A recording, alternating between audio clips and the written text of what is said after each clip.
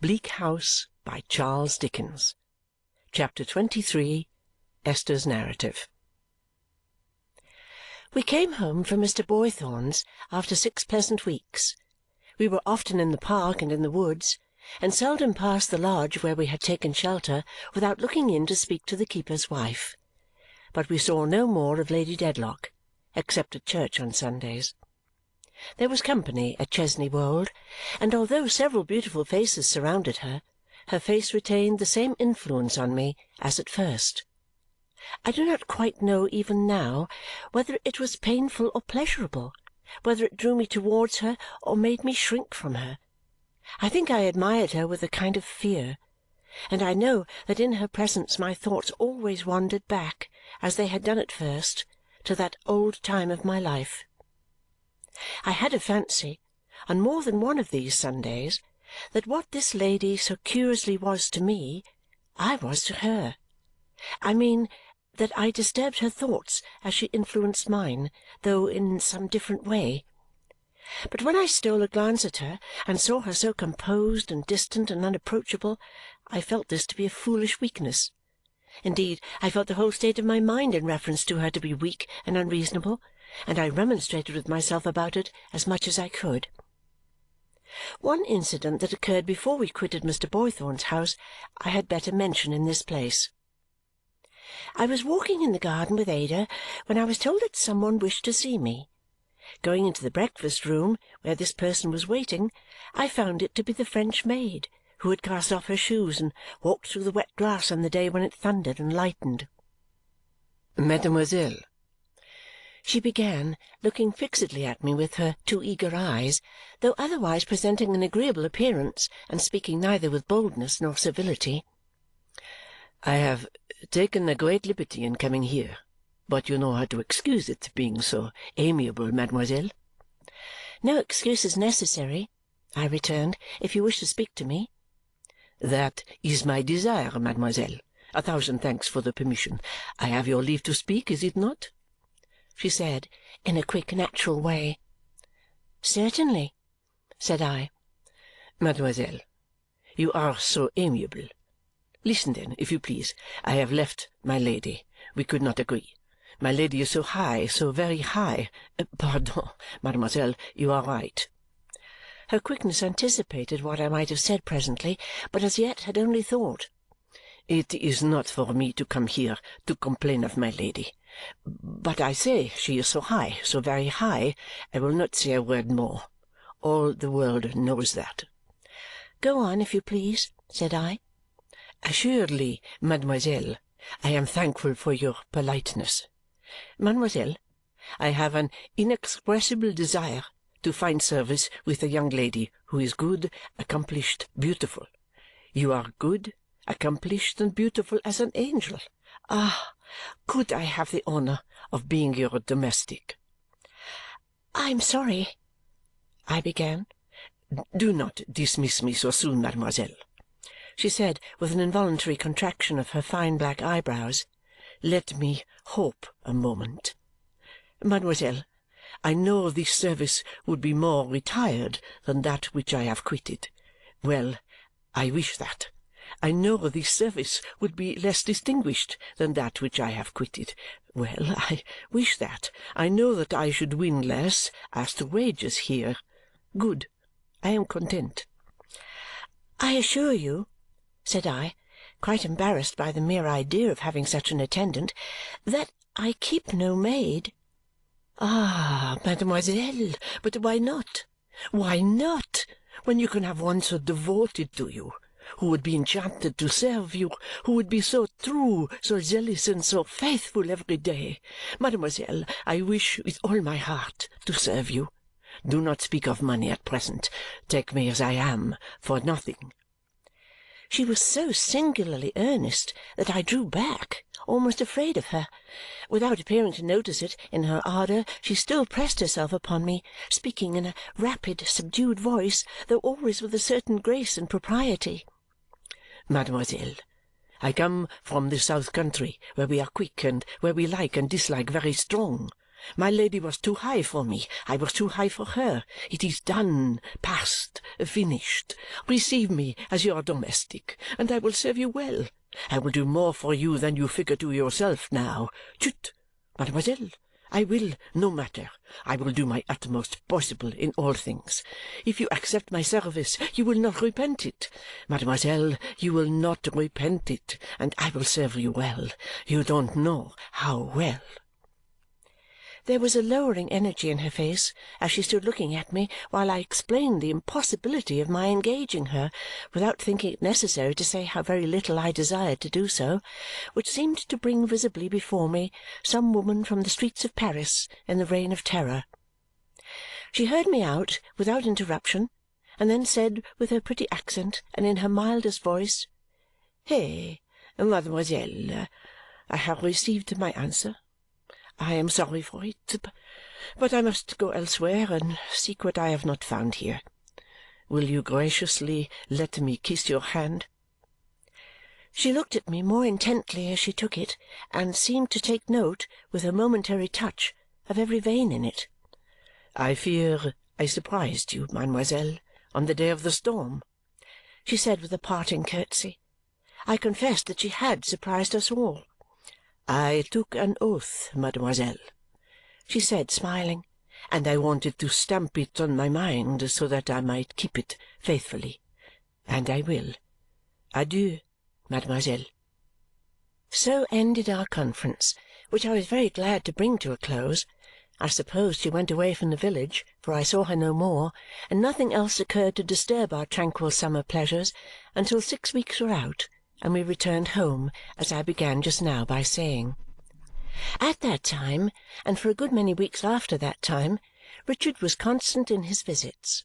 Besides coming every Saturday or Sunday and remaining with us until Monday morning, he sometimes rode out on horseback unexpectedly and passed the evening with us, and rode back again early next day. He was as vivacious as ever, and told us he was very industrious, but I was not easy in my mind about him. It appeared to me that his industry was all misdirected. I could not find that it led to anything but the formation of delusive hopes in connexion with the suit already the pernicious cause of so much sorrow and ruin. He had got at the core of that mystery now, he told us, and nothing could be plainer than that the will under which he and Ada were to take I don't know how many thousands of pounds must be finally established if there were any sense or justice in the Court of Chancery. But oh, what a great "if" that sounded in my ears, and that this happy conclusion could not be much longer delayed! He proved this to himself by all the weary arguments on that side he had read, and every one of them sunk him deeper in the infatuation. He had even begun to haunt the court. He told us how he saw Miss Flite there daily, how they talked together, and how he did her little kindnesses, and how, while he laughed at her, he pitied her from his heart. But he never thought, never, my poor dear sanguine Richard, capable of so much happiness then and with such better things before him, what a fatal link was riveting between his fresh youth and her faded age, between his free hopes and her caged birds, and her hungry garret and her wandering mind. Ada loved him too well to mistrust him much in anything he said or did, and my guardian, though he frequently complained of the east wind and read more than usual in the growlery, preserved a strict silence on the subject. So I thought one day when I went to London to meet Caddy Jellyby at her solicitation, I would ask Richard to be in waiting for me at the coach-office, that we might have a little talk together. I found him there when I arrived, and we walked away arm in arm. "Well, Richard," said I, as soon as I could begin to be grave with him, "are you beginning to feel more settled now?" "Oh, yes, my dear," returned Richard. "I'm all right enough." "But settled?" said I. "How do you mean, settled?" returned Richard with his gay laugh. "Settled in the law," said I. "Oh, aye," replied Richard. "I'm all right enough." "You said that before, my dear Richard." "And you don't think it's an answer, eh? Well, perhaps it's not. Settled? You mean, do I feel as if I were settling down?" "Yes." "Why, no, I can't say I am settling down," said Richard, strongly emphasizing down, as if that expressed the difficulty. "because one can't settle down while this business remains in such an unsettled state. When I say this business, of course I mean the forbidden subject." "Do you think it will ever be in a settled state?" said I. "Not the least doubt of it," answered Richard. We walked a little way without speaking, and presently Richard addressed me in his frankest and most feeling manner thus: "My dear Esther, I understand you, and I wish to heaven I were a more constant sort of fellow. I don't mean constant to Ada, for I love her dearly, better and better every day, but constant to myself. Somehow I mean something that I can't very well express, but you'll make it out. If I were a more constant sort of fellow, I should have held on either to Badger or to Kenge and Carboy like grim death, and should have begun to be steady and systematic by this time, and shouldn't be in debt and—" "Are you in debt, Richard?" "Yes," said Richard. "I am a little so, my dear. Also, I have taken rather too much to billiards and that sort of thing. Now the murder's out. You despise me, Esther, don't you?" "You know I don't," said I. "You are kinder to me than I often am to myself," he returned. "My dear Esther, I am a very unfortunate dog not to be more settled, but how CAN I be more settled? If you lived in an unfinished house, you couldn't settle down in it. If you were condemned to leave everything you undertook unfinished, you would find it hard to apply yourself to anything, and yet that's my unhappy case. I was born into this unfinished contention with all its chances and changes, and it began to unsettle me before I quite knew the difference between a suit at law and a suit of clothes, and it has gone on unsettling me ever since. And here I am now, conscious sometimes that I am but a worthless fellow to love my confiding cousin Ada." We were in a solitary place, and he put his hands before his eyes and sobbed as he said the words. "Oh, Richard," said I, "do not be so moved. You have a noble nature, and Ada's love may make you worthier every day." "I know, my dear," he replied, pressing my arm. "I know all that. You mustn't mind my being a little soft now, for I have had all this upon my mind for a long time, and have often meant to speak to you, and have sometimes wanted opportunity and sometimes courage. I know what the thought of Ada ought to do for me, but it doesn't do it. I am too unsettled even for that. I love her most devotedly, and yet I do her wrong and doing myself wrong every day and hour. But it can't last for ever. We shall come on for a final hearing and get judgment in our favour, and then you and Ada shall see what I can really be." It had given me a pang to hear him sob and see the tears start out between his fingers, but that was infinitely less affecting to me than the hopeful animation with which he said these words. "I have looked well into the papers, Esther. I have been deep in them for months," he continued, recovering his cheerfulness in a moment, "and you may rely upon it that we shall come out triumphant. As to years of delay, there has been no want of them, heaven knows, and there is the greater probability of our bringing the matter to a speedy close. In fact, it's on the paper now. It will be all right at last, and then you shall see." Recalling how he had just now placed Messrs. Kenge and Carboy in the same category with Mr. Badger, I asked him when he intended to be articled in Lincoln's Inn. "There again, I think not at all, Esther," he returned with an effort. "I fancy I have had enough of it. Having worked at Jarndyce and Jarndyce like a galley slave, I have slaked my thirst for the law and satisfied myself that I shouldn't like it. Besides, I find it unsettles me more and more to be so constantly upon the scene of action. So what? continued Richard, confident again by this time, do I naturally turn my thoughts to? I can't imagine, said I. Don't look so serious, returned Richard, because it's the best thing I can do, my dear Esther, I am certain. It's not as if I wanted a profession for life. These proceedings will come to a termination, and then I am provided for. No, I look upon it as a pursuit which is in its nature more or less unsettled, and therefore suited to my temporary condition. I may say, precisely suited. What is it that I naturally turn my thoughts to? I looked at him and shook my head. What? Said Richard in a tone of perfect conviction. But the army. The army? Said I. The army, of course. What I have to do is to get a commission, and there I am, you know, said Richard.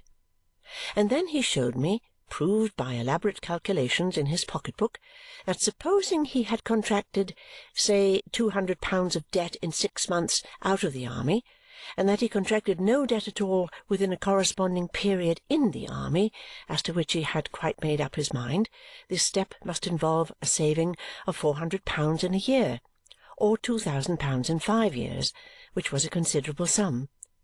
And then he spoke so ingenuously and sincerely of the sacrifice he made in withdrawing himself for a time from Ada, and of the earnestness with which he aspired, as in thought he always did, I know full well, to repay her love, and to ensure her happiness, and to conquer what was amiss in himself, and to acquire the very soul of decision, that he made my heart ache keenly, sorely. For, I thought, how would this end? How could this end? When so soon and so surely all his manly qualities were touched by the fatal blight that ruined everything it rested on. I spoke to Richard with all the earnestness I felt, and all the hope I could not quite feel then, and implored him for Ada's sake not to put any trust in Chancery. To all I said, Richard readily assented, riding over the court and everything else in his easy way, and drawing the brightest picture of the character he was to settle into. Alas, when the grievous suit should lose its hold upon him! We had a long talk, but it always came back to that in substance. At last we came to Soho Square, where Caddy Jellyby had appointed to wait for me as a quiet place in the neighbourhood of Newman Street. Caddy was in the garden in the centre and hurried out as soon as I appeared. After a few cheerful words, Richard left us together. "Prince has a pupil over the way, Esther," said Caddy, "and got the key for us. So if you'll walk round and round here with me, we can lock ourselves in, and I can tell you comfortably what I wanted to see your dear good face about." "Very well, my dear," said I. "Nothing could be better." So Caddy, after affectionately squeezing the dear good face, as she called it, locked the gate and took my arm, and we began to walk round the garden very cosily. "You see, Esther," said Caddy, who thoroughly enjoyed a little confidence, "after you spoke to me about its being wrong to marry without Ma's knowledge, or even to keep Ma long in the dark respecting our engagement, though I don't believe Ma cares much for me, I must say, I thought it right to mention your opinions to Prince. In the first place, because I want to profit by everything you tell me, and in the second place, because I have no secrets from Prince. I hope he approved, Caddy." "Oh, my dear, I assure you he would approve of anything you could say. You have no idea what an opinion he has of you." "Indeed?" "Esther, it's enough to make anybody but me jealous," said Caddy, laughing and shaking her head. "But it only makes me joyful, for you are the first friend I have had, and the best friend I ever can have, and nobody can respect and love you too much to please me." "Upon my word, Caddy," said I, "you are in the general conspiracy to keep me in a good humour. Well, my dear?" "Well, I am going to tell you," replied Caddy, crossing her hands confidentially upon my arm. "So we talked a good deal about it, and so I said to Prince, 'Prince, as Miss Summerson—'" "I hope you didn't say Miss Summerson." "No, I didn't," cried Caddy, greatly pleased and with the brightest of faces. "I said Esther. I said to Prince, as Esther is decidedly of that opinion, Prince, and has expressed it to me, and always hints it when she writes those kind notes which you are so fond of hearing me read to you, I am prepared to disclose the truth to Ma whenever you think proper. And I think, Prince," said I, "that Esther thinks that I should be in a better and truer and more honourable position altogether if you did the same to your papa." "Yes, my dear," said I, "Esther certainly does think so." "So I was right, you see!" exclaimed Caddy. Well, this troubled Prince a good deal, not because he had the least doubt about it, but because he is so considerate of the feelings of old Mr. Turveydrop.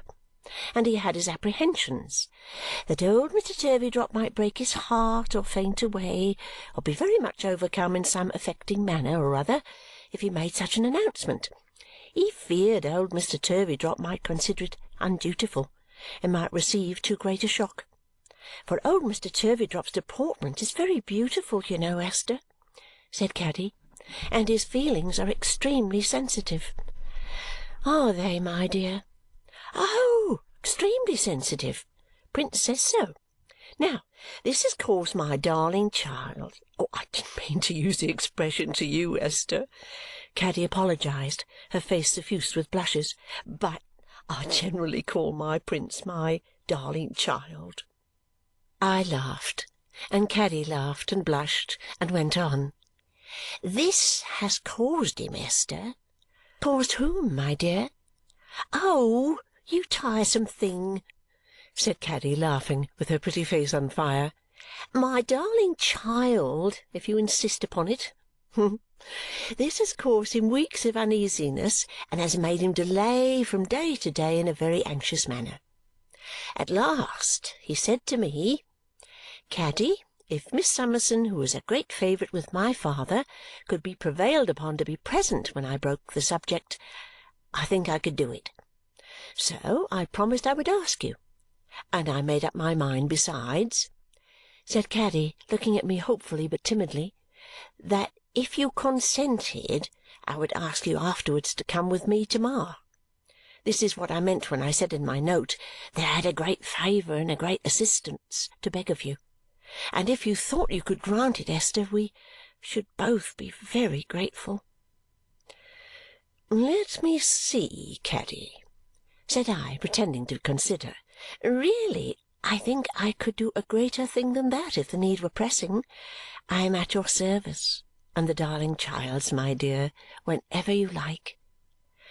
Caddy was quite transported by this reply of mine, being, I believe, as susceptible to the least kindness or encouragement as any tender heart that ever beat in this world. And after another turn or two round the garden, during which she put on an entirely new pair of gloves and made herself as resplendent as possible that she might do no avoidable discredit to the master of deportment, we went to Newman Street direct. Prince was teaching, of course. We found him engaged with a not very hopeful pupil, a stubborn little girl with a sulky forehead, a deep voice, and an inanimate, dissatisfied mamma, whose case was certainly not rendered more hopeful by the confusion into which we threw her preceptor.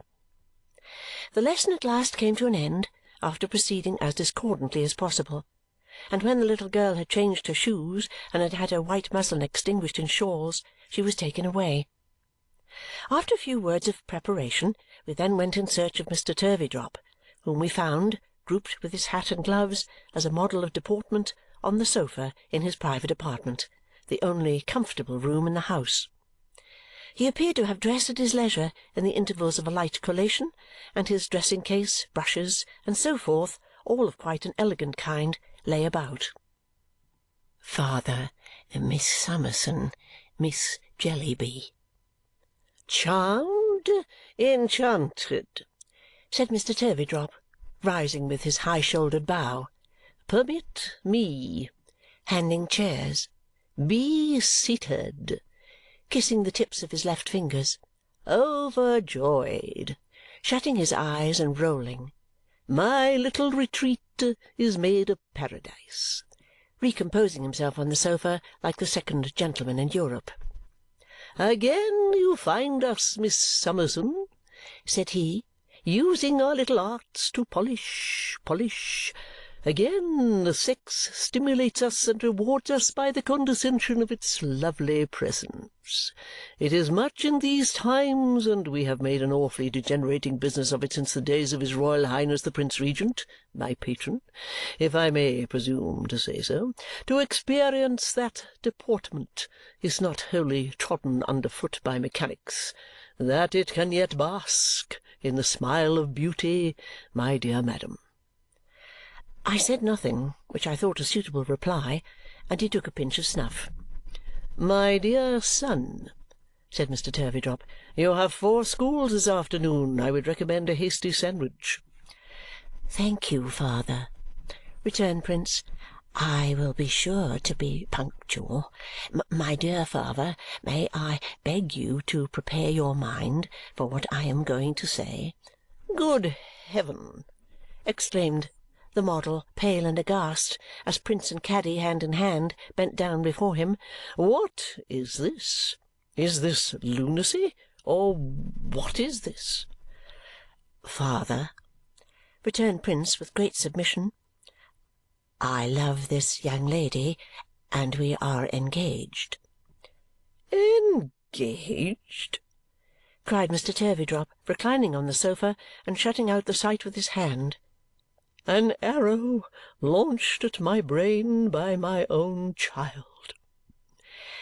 "We have been engaged for some time, father," faltered Prince, "and Miss Summerson, hearing of it, advised that we should declare the fact to you, and was so very kind as to attend on the present occasion. Miss Jellyby is a young lady who deeply respects you, father." Mr. Turveydrop uttered a groan. "No, pray don't, father," urged his son. "Miss Jellyby is a young lady who deeply respects you, and our first desire is to consider your comfort." Mr. Turveydrop sobbed. "No, pray don't, father," cried his son. "Boy," said Mr. Turveydrop, "it is well that your sainted mother is spared this pang. Strike deep and spare not. Strike home, sir, strike home." "Pray don't say so, father," implored Prince in tears. "It goes to my heart. I do assure you, father, that our first wish and intention is to consider your comfort. Caroline and I do not forget our duty. What is my duty is Caroline's, as we have often said together, and with your approval and consent, father, we will devote ourselves to making your life agreeable." "Strike home," murmured Mr. Turveydrop. "Strike home." But he seemed to listen, I thought, too. "My dear father," returned Prince, "we well know what little comforts you are accustomed to and have a right to, and it will always be our study and our pride to provide those before anything. If you will bless us with your approval and consent, father, we shall not think of being married until it is quite agreeable to you, and when we are married we shall always make you, of course, our first consideration. You must ever be the head and master here, father, and we feel how truly unnatural it would be in us if we failed to know it, or if we failed to exert ourselves in every possible way to please you." Mr. Turveydrop underwent a severe internal struggle and came upright on the sofa again, with his cheeks puffing over his stiff cravat, a perfect model of parental deportment. "My son," said Mr. Turveydrop, "my children, I cannot resist your prayer. Be happy." His benignity, as he raised his future daughter-in-law and stretched out his hand to his son, who kissed it with affectionate respect and gratitude, was the most confusing sight I ever saw. My children," said Mr. Turveydrop, paternally encircling Caddy with his left arm as she sat beside him, and putting his right hand gracefully on his hip, "my son and daughter, your happiness shall be my care. I will watch over you. You shall always live with me, meaning, of course, I will always live with you. This house is henceforth as much yours as mine. Consider it your home. May you long live to share it with me." The power of his deportment was such that they really were as much overcome with thankfulness as if, instead of quartering himself upon them for the rest of his life, he were making some munificent sacrifice in their favour. "For myself, my children," said Mr. Turveydrop, "I am falling into the sere and yellow leaf, and it is impossible to say how long the last feeble traces of gentlemanly deportment may linger in this weaving and spinning age. But so long I will do my duty to society and will show myself, as usual, about town. My wants are few and simple. My little apartment here, my few essentials for the toilet, my frugal morning meal, and my little dinner will suffice. I charge your dutiful affection with the supply of these requirements, and I charge myself with all the rest." They were overpowered afresh by his uncommon generosity. "My son," said Mr. Turveydrop, "for those little points in which you are deficient, points of deportment which are born with a man, which may be improved by cultivation but can never be originated, you may still rely on me. I have been faithful to my post since the days of His Royal Highness the Prince Regent, and I will not desert it now. No, my son, if you have ever contemplated your father's poor position with a feeling of pride, you may rest assured that he will do nothing to tarnish it. For yourself, Prince, whose character is different, we cannot be all alike, nor is it advisable that we should, work, be industrious, earn money, and extend the connection as much as possible." "That you may depend I will do, dear father, with all my heart," replied Prince. "I have no doubt of it," said Mr. Turveydrop. "Your qualities are not shining, my dear child, but they are steady and useful. And to both of you, my children, I would merely observe, in the spirit of a sainted woman on whose path I had the happiness of casting, I believe, some ray of light, take care of the establishment, take care of my simple wants, and bless you both." Old Mr. Turveydrop then became so very gallant in honour of the occasion that I told Caddy we must really go to Thavies Inn at once if we were to go at all that day. So we took our departure after a very loving farewell between Caddy and her betrothed, and during our walk she was so happy and so full of old Mr. Turveydrop's praises that I would not have said a word in his disparagement for any consideration. The house in Thavies Inn had bills in the windows announcing that it was to let, and it looked dirtier and gloomier and ghastlier than ever. The name of poor Mr. Jellyby had appeared in the list of bankrupts but a day or two before, and he was shut up in the dining-room with two gentlemen and a heap of blue bags, account-books, and papers, making the most desperate endeavours to understand his affairs.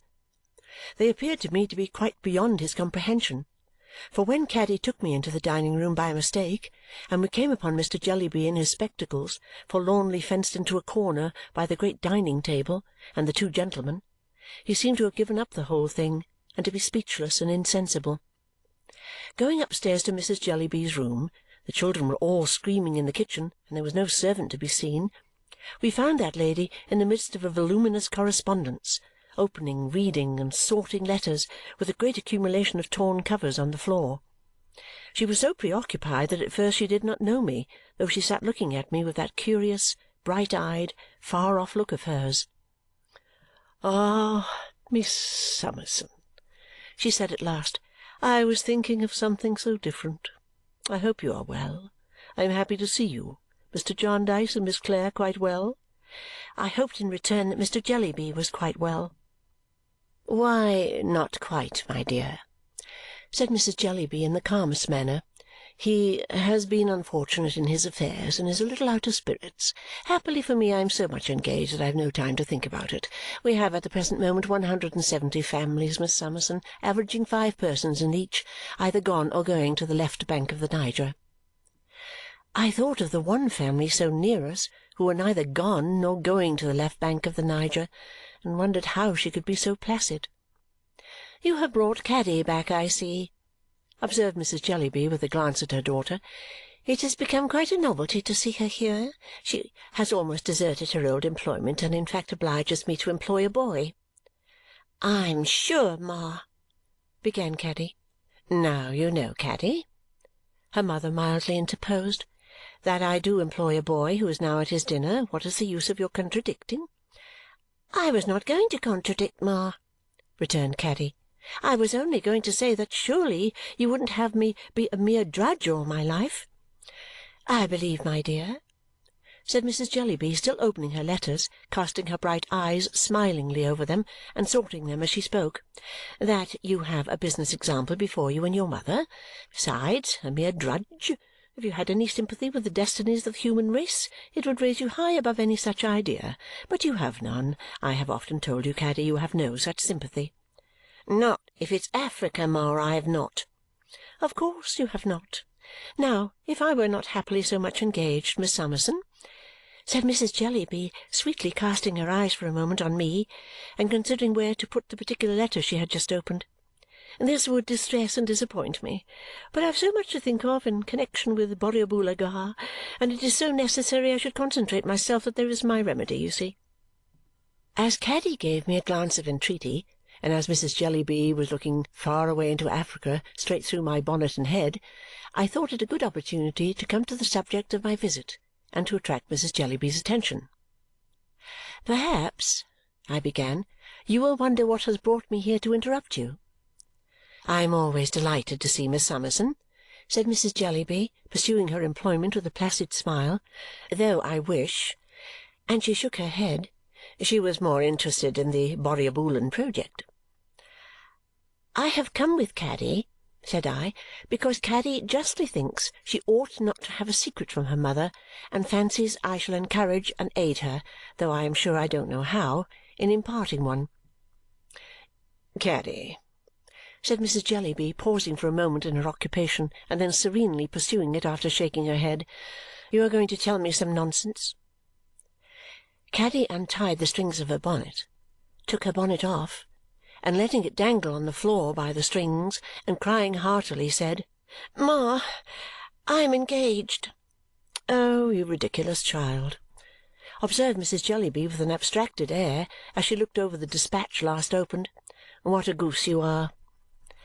"I am engaged, Ma," sobbed Caddy. "to young Mr. Turveydrop at the academy.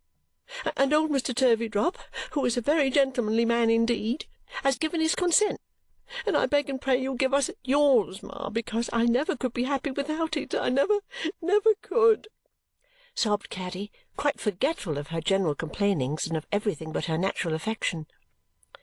"You see again, Miss Summerson," observed Mrs. Jellyby serenely, "what a happiness it is to be so much occupied as I am and to have this necessity for self-concentration that I have. Here is Caddy engaged to a dancing-master's son, mixed up with people who have no more sympathy with the destinies of the human race than she has herself. This, too, when Mr. Quale, one of the first philanthropists of our time, has mentioned to me that he was really disposed to be interested in her." "Ma, I always hated and detested Mr. Quale," sobbed Caddy. "Caddy, Caddy," returned Mrs. Jellyby, opening another letter with the greatest complacency, "I have no doubt you did. How could you do otherwise, being totally destitute of the sympathies with which he overflows? Now, if my public duties were not a favourite child to me, if I were not occupied with large measures on a vast scale, these petty details might grieve me very much, Miss Summerson. But can I permit the film of a silly proceeding on the part of Caddy, from whom I expect nothing else, to interpose between me and the great African continent? No, no," repeated Mrs. Jellyby in a calm, clear voice, and with an agreeable smile, as she opened more letters and sorted them. "No, indeed." I was so unprepared for the perfect coolness of this reception, though I might have expected it, that I did not know what to say. Caddy seemed equally at a loss. Mrs. Jellyby continued to open and sort letters, and to repeat occasionally, in quite a charming tone of voice and with a smile of perfect composure, "No, indeed." "I hope, Ma," sobbed poor Caddy at last, "you are not angry?" "Oh, Caddy, you really are an absurd girl," returned Mrs. Jellyby, "to ask such questions after what I have said of the preoccupation of my mind." "And I hope, Ma, you give us your consent and wish us well," said Caddy. "You are a nonsensical child to have done anything of this kind," said Mrs. Jellyby, "and a degenerate child, when you might have devoted yourself to the great public measure. But the step is taken, and I have engaged a boy, and there is no more to be said. Now, pray, Caddy," said Mrs. Jellyby, for Caddy was kissing her, "don't delay me in my work, but let me clear off this heavy batch of papers before the afternoon post comes in." I thought I could not do better than take my leave. I was detained for a moment by Caddy's saying, "You won't object to my bringing him to see you, Ma?" "Oh, dear me, Caddy!" cried Mrs. Jellyby, who had relapsed into that distant contemplation. "Have you begun again? Bring whom?" "Him, Ma." "Caddy, Caddy," said Mrs. Jellyby, quite weary of such little matters, "then you must bring him some evening which is not a parent society night, or a branch night, or a ramification night. You must accommodate the visit to the demands upon my time. My dear Miss Summerson, it was very kind of you to come here to help out this silly chit. Good-bye, when I tell you that I have 58 new letters from the manufacturing families, anxious to understand the details of the native and coffee cultivation question, this morning, I need not apologize for having very little leisure." I was not surprised by Caddy's being in low spirits when we went downstairs, or by her sobbing afresh on my neck, or by her saying she would far rather have been scolded than treated with such indifference, or by her confiding to me that she was so poor in clothes that how she was ever to be married creditably she didn't know. I gradually cheered her up by dwelling on the many things she would do for her unfortunate father and for Peepy when she had a home of her own, and finally we went downstairs into the damp dark kitchen, where Peepy and his little brothers and sisters were grovelling on the stone floor, and where we had such a game of play with them that to prevent myself from being quite torn to pieces I was obliged to fall back on my fairy tales. From time to time I heard loud voices in the parlour overhead, and occasionally a violent tumbling about of the furniture. The last effect, I am afraid, was caused by poor Mr. Jellyby's breaking away from the dining-table and making rushes at the window, with the intention of throwing himself into the area whenever he made any new attempt to understand his affairs. As I rode quietly home at night after the day's bustle, I thought a good deal of Caddy's engagement and felt confirmed in my hopes, in spite of the elder Mr. Turveydrop, that she would be the happier and better for it. And if there seemed to be but a slender chance of her and her husband ever finding out what the model of deportment really was, why, that was all for the best too, and who would wish them to be wiser? I did not wish them to be any wiser, and indeed was half ashamed of not entirely believing in him myself. And I looked up at the stars and thought about travellers in distant countries and the stars they saw, and hoped I might always be so blessed and happy as to be useful to some one in my small way. They were so glad to see me when I got home, as they always were, that I could have sat down and cried for joy if that had not been a method of making myself disagreeable. Everybody in the house, from the lowest to the highest, showed me such a bright face of welcome, and spoke so cheerily, and was so happy to do anything for me, that I suppose there never was such a fortunate little creature in the world. We got into such a chatty state that night, through Ada and my guardian drawing me out to tell them all about Caddy, that I went on prosing for a length of time. At last I got up to my own room, quite red to think how I had been holding forth, and then I heard a soft tap at my door, so I said, "Come in," and there came in a pretty little girl, neatly dressed in mourning, who dropped a curtsy. "If you please, miss," said the little girl in a soft voice, "I am Charley." "Why, so you are," said I, stooping down in astonishment and giving her a kiss. "How glad am I to see you, Charley!" "If you please, miss," pursued Charley in the same soft voice, "I'm your maid." "Charley!" "If you please, miss, I'm a present to you with Mr. Jarndyce's love." I sat down with my hand on Charley's neck and looked at Charley. "And, oh, miss," says Charley, clapping her hands with the tears starting down her dimpled cheeks, "Tom's at school, if you please, and learning so good. And little Emma, she's with Mrs. Blinder, miss, a-being took such care of. And Tom, he would have been at school, and Emma, she would have been left with Mrs. Blinder, and me, I should have been here all a deal sooner, miss, only Mr. Jarndyce thought that Tom and Emma and me had better get a little used to parting first, we were so small." "Oh, don't cry, if you please, miss." "I can't help it, Charley." "No, miss, "Nor I can't help it," says Charley. "and if you please, miss, Mr. Jarndyce's love, and he thinks he'll like to teach me now and then. And if you please, Tom and Emma and me is to see each other once a month." "And I'm so happy and so thankful, miss," cried Charley with a heaving heart. "and I'll try to be such a good maid." "Oh, Charley dear, never forget who did all this." "Oh, no, miss, I never will. Nor Tom won't, nor Emma. It was all you, miss." "I have known nothing of it. It was Mr. Jarndyce, Charley." "Oh, yes, miss, but it was all done for the love of you, and that you might be my mistress. If you please, miss, I am a little present with his love, and it was all done for the love of you. Me and Tom was to be sure to remember it." Charley dried her eyes and entered on her functions, going in her matronly little way about and about the room, and folding up everything she could lay her hands upon. Presently Charley came creeping back to my side and said, "Oh, don't cry, if you please, miss." And I said again, "I can't help it, Charley." And Charley said again, "No, miss, nor I can't help it." And so, after all, I did cry for joy indeed, and so did she. End of chapter 23.